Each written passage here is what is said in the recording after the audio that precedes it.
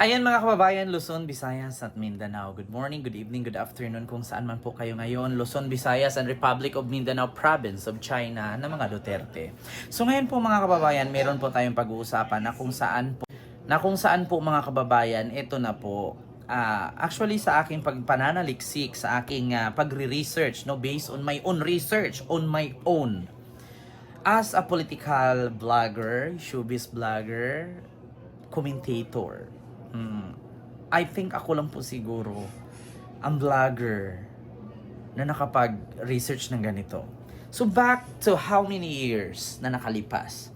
Ito po siya. Para sa akin, hindi po galit ang mga Duterte sa mga Marcos dahil na sila daw ay ginigipit, sila daw ay pinapahirapan at tinatraidor. Bagkus ang mga Duterte po ay galit sa mga Marcos dahil sila po ay naghihigante. Naghihigante sa isang bagay na alam naman nilang sila ay may mali. Ito po kasi ang kwento niyan. Bago ko po i-play ang video dito para malaman po ng lahat, naghihiganti po ang mga Duterte sa mga Marcos dahil po sa kanilang ancestor. Sinasabing ancestor, ang lolo po ni Sara na si Vicente Duterte na tatay ni Digong, dating gabinete ng ama ni BBM na si Ferdinand Marcos Sr. or dating presidenteng Ferdinand Marcos Sr. ay trinaydor daw di umano ang tatay ni Digong na si Vicente Duterte na lolo ni Sara ngayon. Na kung saan tumakbo daw itong gobernador, hindi daw ito sinuportahan ng tatay ni Marcos, ni BBM na si Ferdinand Marcos Sr. At ang kinampihan daw at sinuportahan ay ang kalaban ni Vicente Duterte na tatay ni Digong at lolo ni Sara. At kalaunan nanalo ang kalaban ni Vicente na tatay ni Digong na lolo ni Sara. At inatake daw ito sa puso mga ilang buwan ang nakalipas. So ito po, may video po akong i-play, panoorin niyo. Naungkat muli ang ama ng Pangulo, si Vicente Duterte, dating two-term governor ng Davao mula 1959 hanggang 1965. Katapusan ng 1965, kinuha si Duterte ng bagong halal na Pangulong Ferdinand Marcos sa kanyang gabinete bilang Secretary of General Services. Magkapartido at magkaalyado si Governor Duterte at si Pangulong Marcos sa Nationalista Party. Pero noong November 1967 elections, nagdesisyon si Vicente Duterte na tumakbong congressman ng Davao del Sur.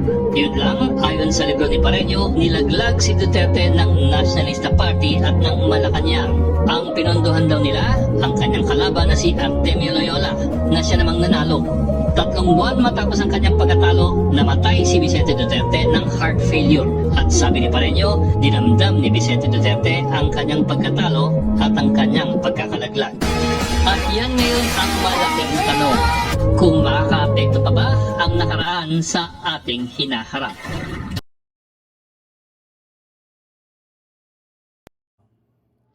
So yun po mga kababayan, yun naman po at naririnig nyo po na kung saan po parang trinaydor nga ni Pangulong Marcos Sr. ang tatay ni Duterte na si Vicente. Oo. So ngayon mga kababayan, gusto ko lang pong i-explain sa inyo. Actually, hindi naman ako nakaabot sa ganitong era, sa mga ganitong pangyayari kasi hindi pa ako pinanganak at this time. Pero para sa akin, ang pamilyang Marcos at pamilyang Duterte, may pinaglalaban sila pero hindi nila masyadong gets. Bakit? Kung nasabing hindi masyadong gets. Kasi nga po, hindi kinampihan, according sa aking pananaliksik hindi kinampihan ni Ferdinand Marcos Sr. itong si Duterte na tatay ni Digong at that time kasi ang pansin ni Marcos Sr. ay itong si Duterte Vicente na tatay ni Digong na lolo ni Sara ay kumampi kay Miss Wari at that time. So ang nasa isip ni Ferdinand Marcos Sr. na tatay ni BBM, bakit ko kakampihan itong si Vicente Duterte which is kumampi ito kay Miss Wari. So ngayon, sa mga hindi po nakakaalam, sino ba to si Miss Wari at bakit napasok sa ating topic? Si Miss Wari po ang number 1 enemy ni Marcos Sr. sa panahon ni Marcos Sr. So ito po, panoorin nyo po ang video. Who's your vice president? Bongbong Marcos. Why is Bongbong your vice president? Isn't his father? He was my number 1 enemy. Yes, his father. His father was the cause of the Muslim rebellion. The Jabida massacre happened under his rule. Well, I am a Muslim. The fault of the father cannot be inherited by the son. Neither the father can be accused of the wrongdoings of his son. I am a Muslim.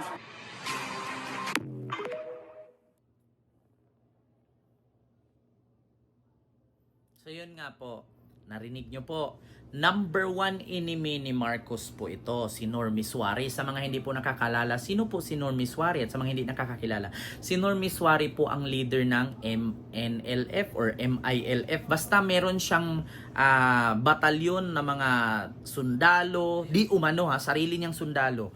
Ang sinabi ko pong MNLF, MILF is not part of Armed Forces of the Philippines. So may sarili po siyang batalyones na mga kasundaluhan na sarili niya. Itong si Normie Suarez. Ito yung kalaban ni Ferdinand Marcos Sr. na tatay ni BBM na kung saan dito kumampi di umano ang tatay ni Duterte na si Vicente Duterte, kaya isa sa rason na hindi sinuportahan ni Ferdinand Marcos itong tatay ni Digong na lolo ni Sara noong eleksyon at natalo kasi ang kinampihan ng tatay ni BBM ay si Loyola. Si Loyola po ang kalaban nito.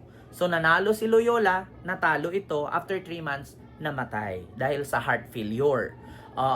Sa mga hindi po nakakaalam, ang tatay po ni Digong na lolo ni Sara ay miyembro ng gabinete ni Marcos. And take note, even my lolo is there. Kasali po ang lolo ko dyan. Yes. Sa mga hindi po nakakaalam, ayan po yung listahan at ito po sa baba si Vicente Duterte at ang nasa taas niya ay si Garcia. Yan po ay ang lolo ko. Hindi ko po itatanggi, yan po ay lolo ko. So ngayon, sa mga hindi nakakaalam, yan po ang miyembro ng gabinete ni Marcos. I am right ba? Sa mga nakakaabot po kay Marcos Sr., alam nyo po yan. Actually, nagre-research po ako. So, isa po sa rason na ngayon, ang mga Duterte po talaga, sa pagkakaalam ko, naghihiganti sila sa mga bagay na actually, hindi naman nila siguro sinadya na, syempre, Mindanao si Miswari, Mindanao si Duterte, so kakampi siya sa kapwa niya Mindanao. Bagkos, si Miswari kasi ang number 1 kalaban ni Marcos Sr. at the time. So ngayon, kung ang kasama mo, kumampi sa kalaban mo, so anong gagawin mo? Di ba? Syempre, hindi mo na din siya kakampingin, kalaban mo na siya. So ang kinampihan ni Marcos Sr., di umano sa aking pagre-research, ay di yung kalaban ng tatay ni Digong na lolo ni Sara ngayon. So ngayon, ang tanong mga kababayan, naghihiganti po ba ang mga Duterte sa mga Marcos? Parang gano'n na nga din. Parang gano'n na ang pangyayari mga kababayan.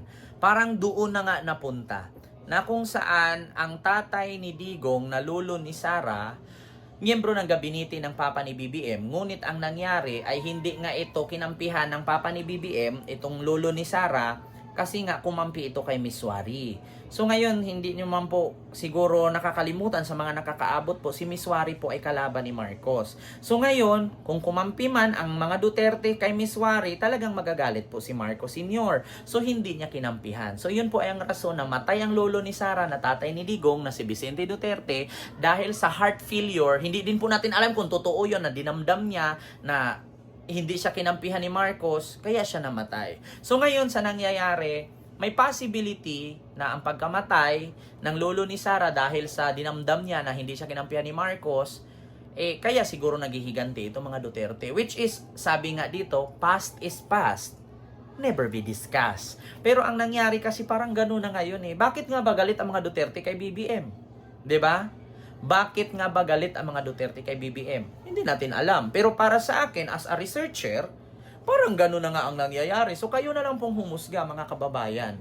Kayo na lang po ang humusga. Kung sino po ang naghihiganti at kung sino po ang may mali. Actually, para sa akin, pareho silang may mali Bakit? Dapat nga hindi na natin pwedeng ungkatin yung mga nakalipas Pero pwede natin ungkatin kasi may rason Bakit si Sara ganun-ganun na lang niya kung sasabihin, ipapahukay niya ang katawan ng dating Pangulong Marcos, itapon sa West Philippine Sea. Even sa mga Marcos, wala kayong narinig na ginaganon ang mga Duterte. only Duterte lang ang puro paninira sa mga Marcos. Bakit? Tanong ko lang, sa mga DDS na nanood sa akin, ni minsan ba may narinig kayo sa mga Marcos mula kay Aimee, kay BBM na may sinabi silang masakit sa mga Duterte? Wala. Bagkus ang mga Duterte, simula pa nung eleksyon 2022, nanira na si Digong kay BBM. Hanggang nanalo si BBM, tinawag pa rin ni Digong adik at weak leader. Hanggang sa ngayon na nag-away na si BBM at si Sara, ganun pa rin ang ginawa ni Sara kay BBM. So, may narinig ba kayo na mga Marcos nagsasalita laban sa mga Duterte na masakit? Wala. So yun lang, maraming salamat and see you next vlog. God first. Thank you.